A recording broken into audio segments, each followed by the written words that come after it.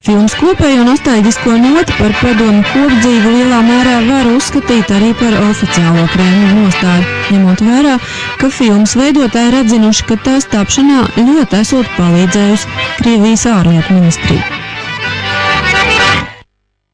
Vilšanās, nožēla, pārsteigums un dusmas. Cilvēki, kas snieguši savus komentārus šīs filmas veidotājiem, tagad to nožēlo.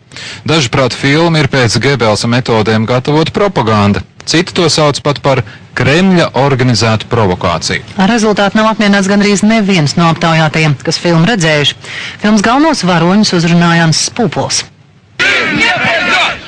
Filmu Baltija – kādas okupācijas vēsture veidoja Krievijas radošā apvienība Trešā Roma, kas jau iepriekš radījusi filmu par Baltijas valstīm – Nacisms Baltijas gaumē.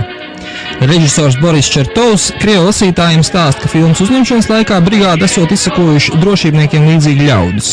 Filmas veidotāji izsaka aizdomas, kas pēcdienas izjaukuši viņiem intervijas ar vairākiem sabiedrībā pazīstamiem cilvēkiem.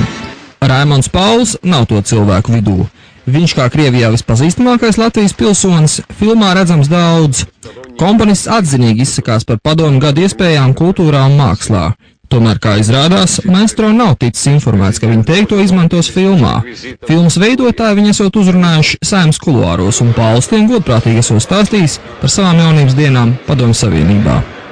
Ekonomists Raita Karnīts saka, no saviem vārdiem atteikties nevaru, tomēr filmā attēlotais nav gluži tas, ko vēlējos paust.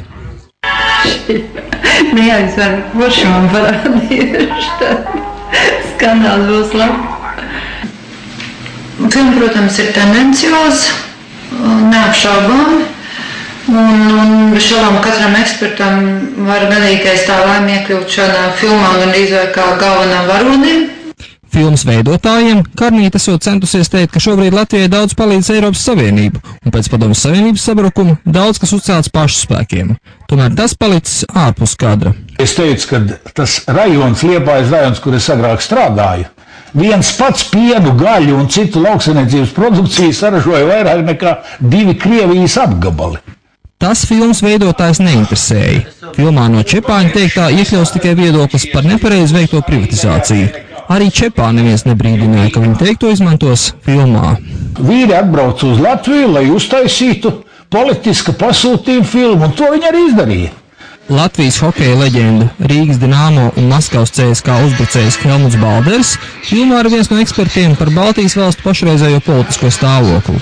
Filmā viņš ar ironiju atceras, kā partija Latvijas ceļš viņu izmantojas kā izkārtni, lai iekļūtu Rīgas domē. Pēc tam viņš tā vairs nav bijis nepieciešams. Balders arī kritizē pie varas esošo politiķu bezatbildību tautas priekšā. Tomēr ieraugot, kā viņa teiktais iekļauts filmā, sportistam ir sarūktinājums. Nu, te jau viņiem jau neinteresē, kas par mums notiek. Es tā varu saprast, nu tagad, ka pēc šitā teikt, tu jau var teikt, ko gribi. Но прикармливали по-разному.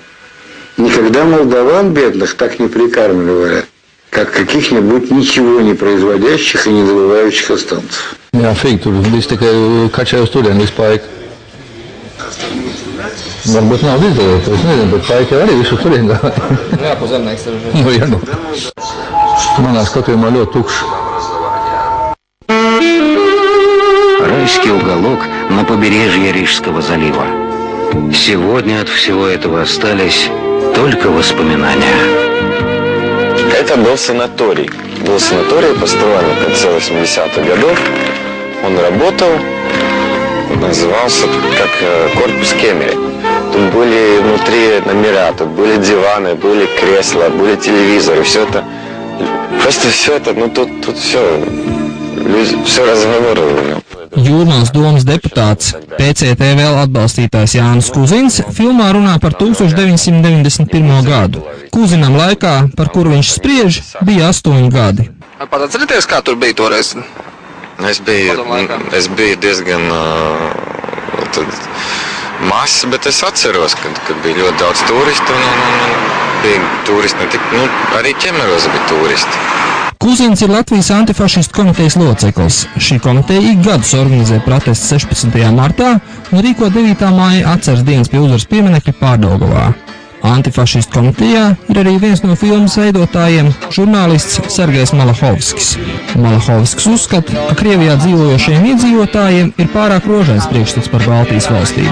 Tādēļ viņš uzskatīs par savu pienākumu to sagraut. Они там в Москве, по-моему, плохо понимают, что у нас происходит. Они до сих пор были уверены, что у нас работает завод ВЭФ, что у нас в Юрмале до сих пор курорт, чуть ли теперь уже не всеевропейского значения. И он был потрясен тем, что увидел.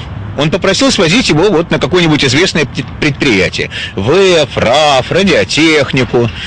Я сказал, ВЭФа нет, РАФа нет, радиотехники нет. Как нет? Он не поверил. Вот пришлось его везти туда и показывать буквально на пальцах. Es tagad pulka labāk dzīvoju nekā tai laikā. Kaut gan arī toreiz nevarēju sūdzēties, ka man slikti gāja. Nē, bet tagad es dzīvoju labāk. Protams, jāpiekrīt, ka privatizācija bieži vien nenotika sabiedrības interesēs, un arī daudz rūpniecības uzņēmums bija iespējams saglābt. Tomēr filmā apzināti noklusēts, ka dzīves līmenis Baltijas valstīs šobrīd joprojām ir augstāks nekā Krievijā. Filmas veidotāji aizmirsuši arī pieminēt, ka, piemēram, konkursa Jaunais vilnis laikā Jūrmalā ierodas tikpat daudz Krievijas pilsoņu, cik padomju gados. Mēs ceram sagaidīt Latvijas ārlietu ministrijas reakciju, kuras rokās ir spēja atspēkot Krievijā tapušos apmelojumus un par notikušo pieprasīt paskaidrojums no mūsu kaimiņu valsts politiķiem, kuru uzraudzītajos televīzijas kanālos filma demonstrēta.